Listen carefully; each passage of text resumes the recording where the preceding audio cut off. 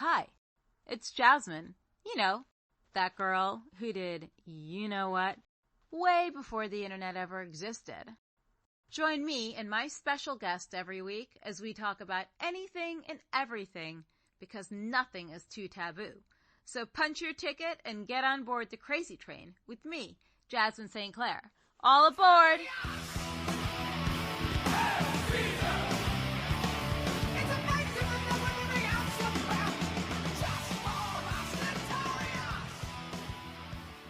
Oh my God, I finally figured out Zoom. Thanks for joining us today. This is awesome to have you on here. I've got to say, I've tried using a bong. I'm not much of a person that smokes too much of anything really. So I tried it with hash, and for some reason I always cough, and it just, I don't know if it's a type of bong I use, if it's just some kind of cheap thing. It's kind of like, picking out the right surfboard for whatever skill level you're at. You're going to want to have something that floats really well when you're at a beginner level, and you're going to want to have something that you can shred on if you're like an expert, right? So if you're given the wrong bong and wrong temperatures and wrong whatever, then yeah, you might have a bad experience, which kind of taints you forever, which, that's your path, but yeah, you can also use a bong as just a talking point at your house, similar to what you might use a painting or a sculpture that you put up. So with that, it's kind of like, for we do a crossover. A lot of the pieces that we make are bongs, yes, but it's also a piece of art. It's also a spiritual object. For America, we kind of lack, in my opinion, some tradition and some, spirituality that could be well received here by our society. And I think the bong itself has this, kind of feel of some, sacramental object, and when you use it, it's kind of requires a ritual, especially for versed bong users. They have a little way that they do things and set it up and use it and then clean it out afterwards and put it away. They might even name their bong. You've heard of this before. No, I have not. Whole thing. There's a whole thing going on, and so the bong itself also, for as a male, when we grow up and we turn, whatever age we can get is our first real retail experience, going to the store and spending our own money. A lot of the times it's on a bong, and it's that experience at a head shop counter that you get with the guy behind the counter, the smells of the incense, the tactile of the whole experience that it's a lifetime takeaway. So I've been making glass for 30 years, making glass bongs. And I get a lot of stories of people that come to me and say, "Oh, the Jerome Baker was my first bong I ever used," and so they have this story wrapped around it, where they bought it, what they named it, and who broke it in the end, and and whether it was a policeman or whether it was mom taking it away or whether it was dropped on the ground, or thrown in the dumpster, or whatever the different stories are. Good bongs do go to heaven, and so that's something that I tell people to take solace in. It's so sweet. I went on your Instagram and I saw all of the different glass works you do, and it's amazing. It's all really beautiful. But is this what you really wanted to do growing up? Because I know when we want to be something, we talk about it when we're like 9 or 10. It's like 10 or 11 different professions we think about. But what did you originally want to be when you grew up? Sure, that's a question. I love that. That's well versed. So, like, when growing up, I drew a lot, and my attraction was to the people in the art class and the art program over there in that building. And I always kind of was attracted to different art mediums, whether it's been printmaking or painting or something like that. So I always had wanted to do something in art. By the time I got to college, I went to the University of Oregon, and down the street from the college is an old man named Bob Snodgrass. And Bob Snodgrass was the first guy that made these incredible glass pipes that we now use today. So basically everything we do now is based on what he taught us, and he's kind of the grand poobah, the grand wizard of this whole thing. And I was lucky enough to be there, right time, right place, in college, interested in art, and kind of get under his wing. And I was number 7 in a long lineage of apprentices from Bob Snodgrass. And he's a great resource. He's alive and well up in Eugene, Oregon. and he is the wizard of this industry of this glass pipe industry. And before him, there wasn't this big fad that we have today, or this big, I call it the Piper movement. There was a very a hot movie that came out on Netflix back in, I want to tell you, 2008 or something like this, and it's called Degenerate Art. And Degenerate Art is an incredible documentary about this glass pipe scene, and kind of lays out how it came about. And it's a really kind of, great set of circumstances that made it happen. And I'm a glass pipe maker in Las Vegas. We have a small crew in there, manufacturing really, high end, really cool glass bongs and pipes. And I have a permit from the city of Las Vegas to manufacture those. And, back my history is I started making glass in 1991, like I said.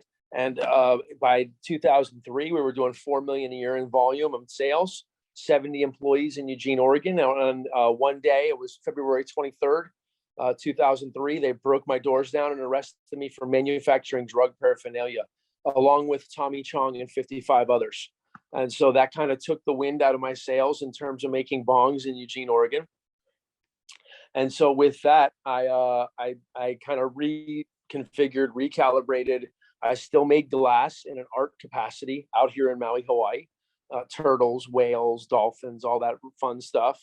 And lo and behold, cannabis has become legal again on a state by state level, and starting with Colorado on a real consumer level, where Colorado was the first to say, it's open for consumption to 21 and over. And so that was a big key mark for us to reignite the brand and make sure we kind of came back out on the level that we deserve, being around so long.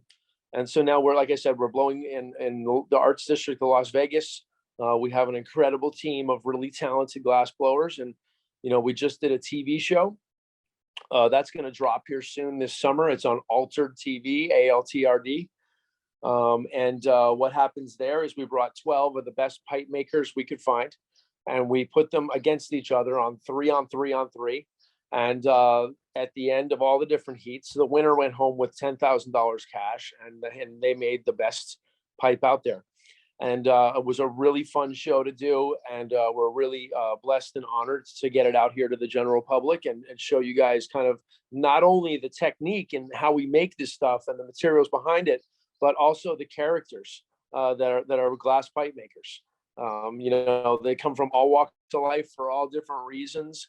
And we put some really good character background into this story. And it's a 6-episode TV show. So we're going to be releasing them every Sunday this summer. I don't have the exact dates yet. Everything's working towards it. And we're excited to see how it all goes and how it's received.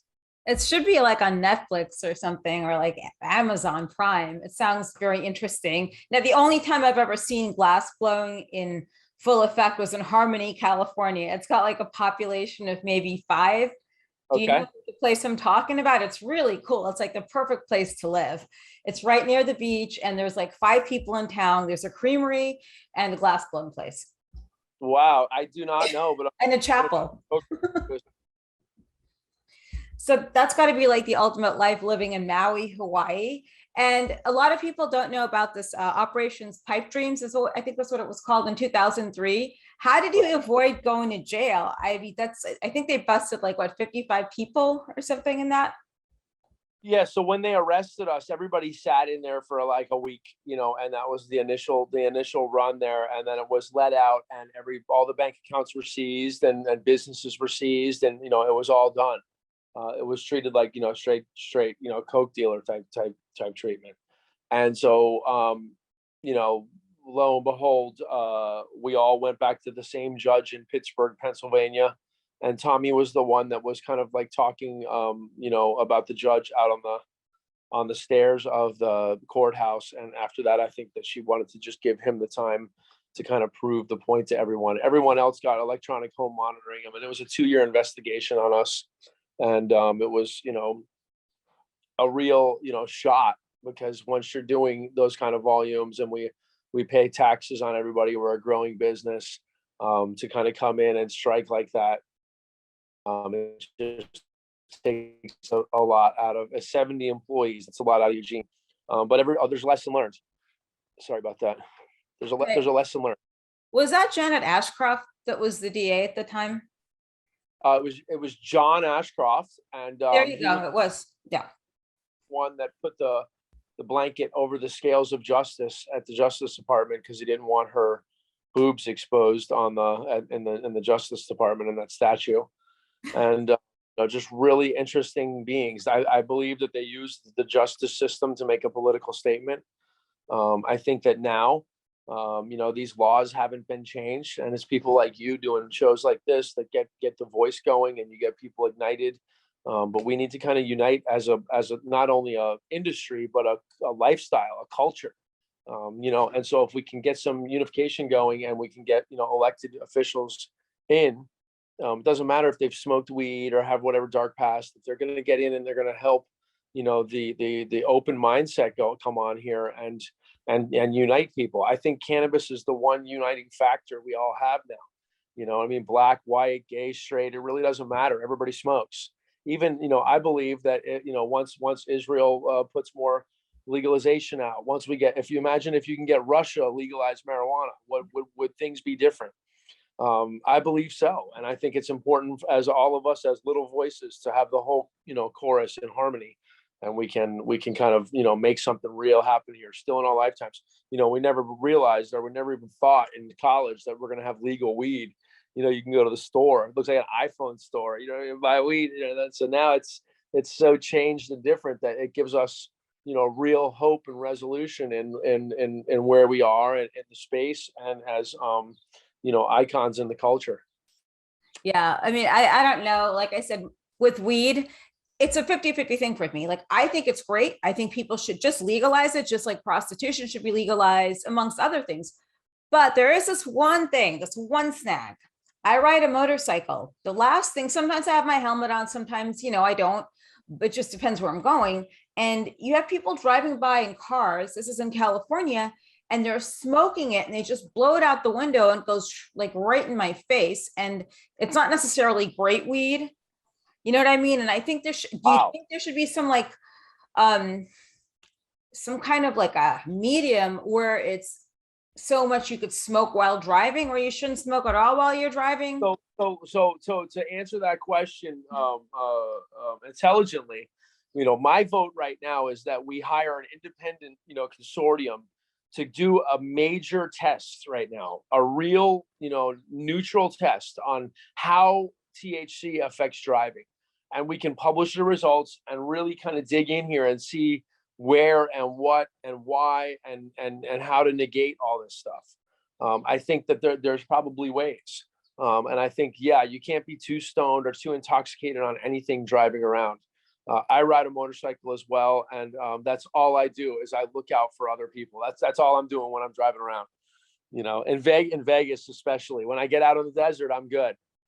Oh yeah, I love going to Death Valley. That's like my favorite trip. Just going up there because there's nothing there. There's like Jawbone, what is it? Jawbone Bend. And there's a sketchy like area with a gas station and a sandwich shop. That's like a whole other story. Yeah, but I agree with you on that. And maybe you should be the one to have this whole bill passed, or just somehow have that, looked at more, because it's kind of, it's sort of a serious thing. I mean, back when I was around your age and you said you were like selling weed, or you were designing these bongs, I was actually dealing weed. Not a lot of people know this, but I worked at a record store in Manhattan, and my boss had this really special weed, like Walla Walla Washington, Georgia Peach, and the stuff smelled like so amazing. So of course, weed like that deserves a bong like yours, obviously. And if you didn't have the chance to come back and do all of this, like, let's say things went really sour after 2003, what do you think you'd be doing? Well, again, I'm an artist deep inside. And so for me, painting is a big passion of mine. I did a lot of painting over the years, and I do a lot of sculpting, and I do a lot of other kind of glass blowing, making from chandeliers to lighting to whatever. So it's just a creative. I'm sure I'd be doing something creative, whether it's building something or putting together something that's just things that inspire others. That's what kind of turns me on. So I think I'd be there, or just right now, the bong, it provides me number one, it's kind of like, as an artist, to find a voice in art is very difficult. You're almost lost at sea as a little fish with all this, all the humans and all the individuals out there. So it's a constant struggle to stick out amongst your peers and be able to sell the art. So something that this is looked at right now. The value of my work. So I have a team making pieces, and I conduct the team. I might tell them more blue, more red, or try to focus on these kind of things today, or custom work that comes down the line. I also blow parts of the pieces and blow glass myself. But within all that, the pieces have gained value over time. Certain ones break and they're gone forever. Other ones hold together and they're still around. There's a Facebook fans group about 10,000 strong of collectors of the work. The work, which is called pre-op work, which is pre-Operation Pipe Dreams, pre-2003, that's the stuff that's gone up 10 to 20 times in value. So I feel like at the moment, by creating all these bongs out of the Las Vegas Dream Factory, they're all done by hand in America. You'd have a hard time naming 5 big-time glass factories that make pipes in America right now. Most of our stuff comes from overseas. So we're a real added value, especially in the downtown arts district of Las Vegas. We are creating, beautiful objects from raw material in our factory, our 5,000 square foot factory. So it adds an element of creative to the whole thing. And these bongs now are kind of like what Andy Warhol, if he was selling soup cans, it's your way of kind of getting a timestamp of the Jerome Baker art during this time. All of them, go up in value as you hold on to them. We do limited runs of everything we do. And the long-term staple stuff is all handmade. So that's where it's all at right now. Like, people come in, they drive from all over the country just to come to the studio and buy a special bong for them or for their anniversary or whatever it might be. People bring their brother's ashes to us to put into a marble to put on the back of a bong. All kinds of rappers, celebrities, rock stars, they're all coming in or calling up to get, a custom piece done. So that's what we kind of offer right there. It's almost like, we're creating art right now, right in the arts district, that's long-term legacy, I would imagine will be blue chip art as we move forward. It sounds like it should be like in Monterey, because up there they have a lot of like one of a kind type stores, or there's a Thomas Kincaid store, but just really fine art. And I see what you do is fine art completely. Now, you guys also built the world's biggest bong. How long did that take? And most of all, like, how big was the bong? Did anyone actually smoke out of it? Yeah, the bong took weeks to make. We documented a lot of it on a little video clip called Redemption Bong, and that's on leafly.tv. So you can Google Redemption Bong, up leafly.tv, take a look at the cut, and it tells the story of not only a Jerome Baker, but these giant bongs. One of them, we made it 24 feet tall. It was on Fremont Street in Las Vegas for a little more than a year. And they made an elevator to the top of it. It was a big attraction down there. And yes, they did smoke out of it the last day it was there. They were too scared to smoke out of it because they didn't want to get kicked out by the city the whole time. But finally, they got kicked out, and they had to do one big night of smoking it. So there is some documentation of that. But yeah, the piece lives right now. It's going to be resurrected in Planet 13 is the rumor for me. So we'll see how all that goes. And yeah, that's just was an incredible undertaking to make something like that and make it out of glass. And we did it all in uranium glass, so it seemed to glow in the black lights, and it just really popped. So super fun project. Right now, we're working on a huge project. We got a studio in Soho, in New York, right down where Canal meets Broadway Street. We're super excited to be there. We're going to have 3 stations there blowing glass. That's a 7-story building. The top floor is a cannabis lounge and the rooftop smoking deck. So hopefully we'll have some Jasmine St. Clair, interviews going on up top for sure. And, I'll go there because I go to New York. I'll go.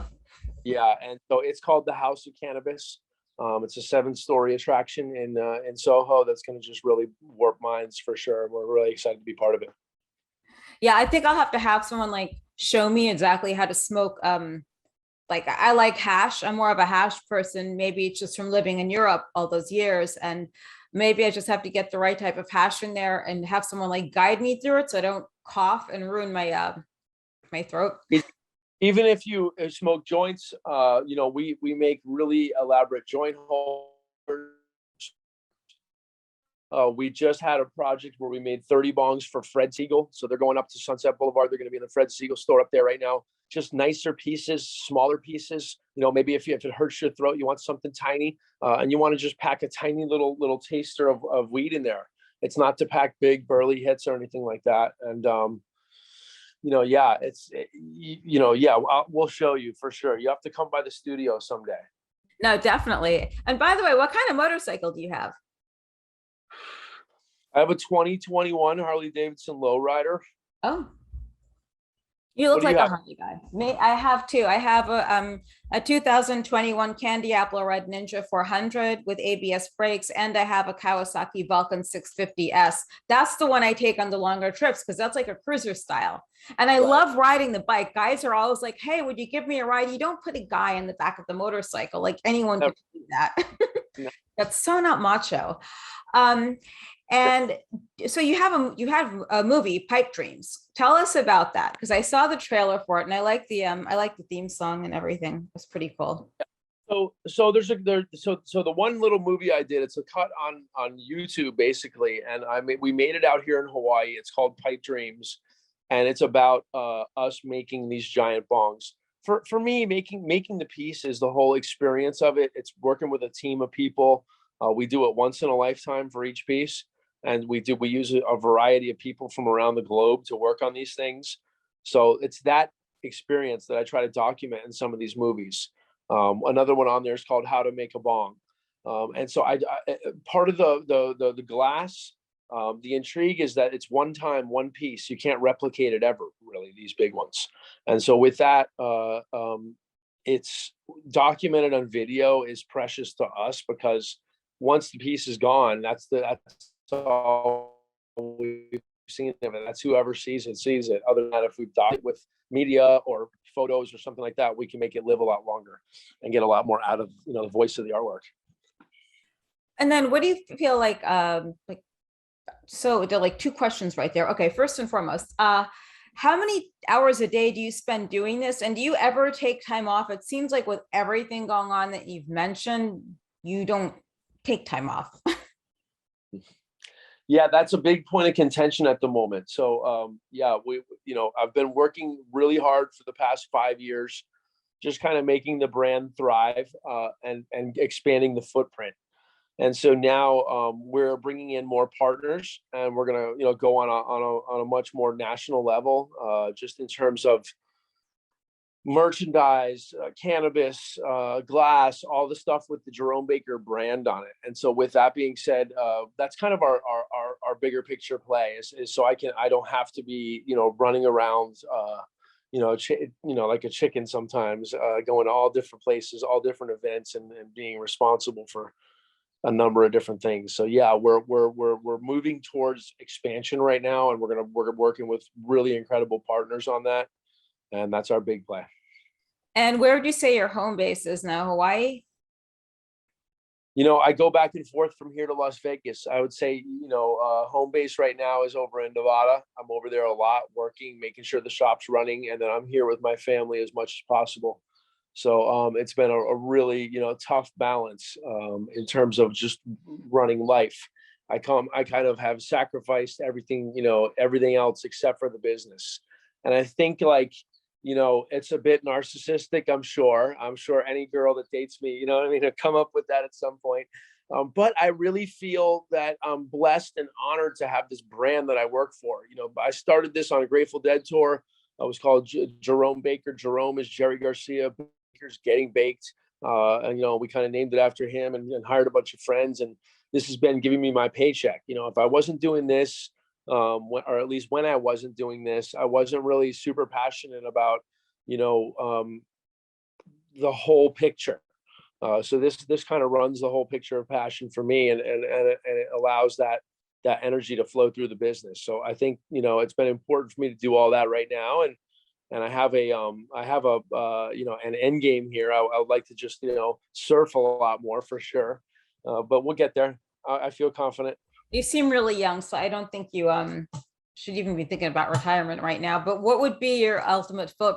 Yeah. I'm sorry, I came from the gym and I was just running around. What would you say the ultimate footprint is that you'd like to leave as your legacy?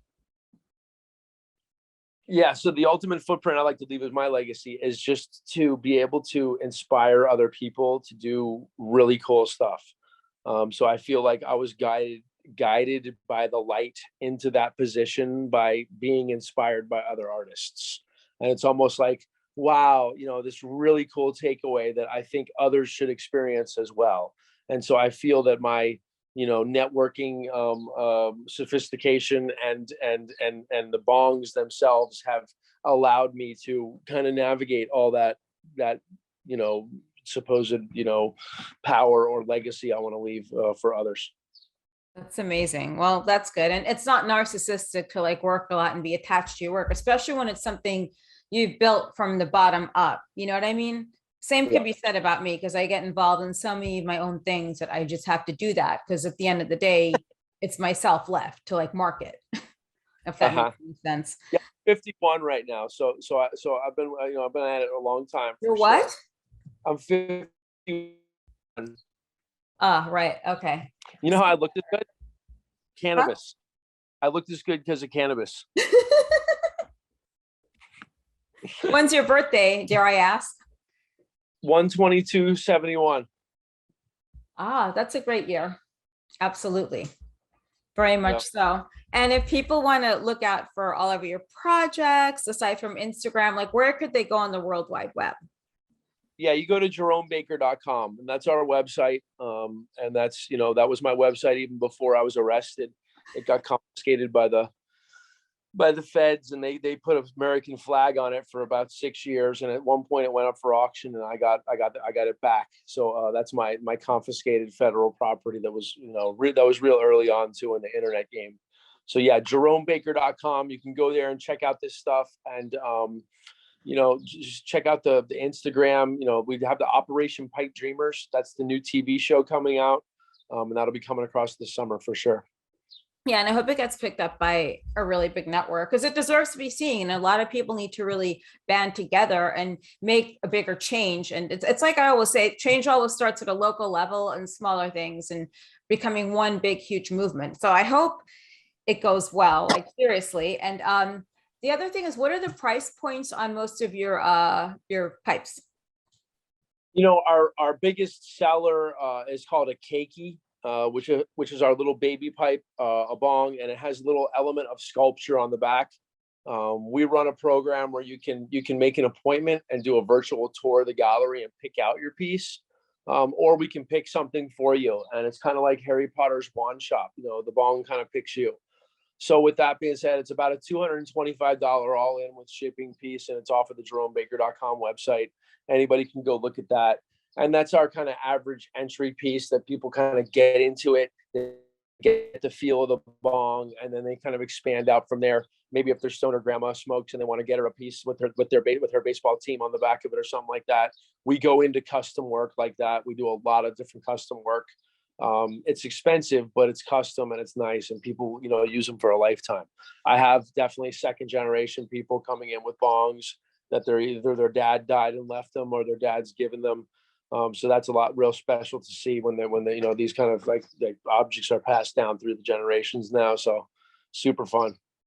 Yeah, it is. I mean, I'll eventually consider like getting something like really nice because I've seen your stuff and it's amazing. But the fact that it's American made and it's made right here in the States appeals to me. And I hope everyone who does smoke that actually listens to this buy something from them because it's amazing. Plus, you're supporting an American company, which is very important these days. But yeah, so the Soho, when is Soho opening up? Any date for that? Predicted September. That's the deal. They're over there now. They're putting the scaffolding up. They're painting the buildings. It's a pretty huge undertaking for these guys. So it's called House of Cannabis. I'm sure they'll have a website up soon, and definitely keep an eye on our Instagram. We're going to keep you updated on the shop build out there, and kind of we use Instagram as a voice of kind of telling what's going on with the brand right now and what's happening. A lot of people watch the little feed that I do on the back end, and it's a fun way of kind of showing the lifestyle is also just as important as the artwork. So that's what's fun. Absolutely. So I'll definitely plug all of the links. And thank you so much for joining us. And I'll let everyone know how it turns out when I take my first hit off one of those bongs. Yeah, absolutely. And like I said, when you get a chance, let's have you down to the Dream Factory. It's down in the Arts District of Las Vegas. Just let me know when you're available, and we'll make sure you get a good tour and you can come through and check it out. Okay, cool. Absolutely. Thank you very much.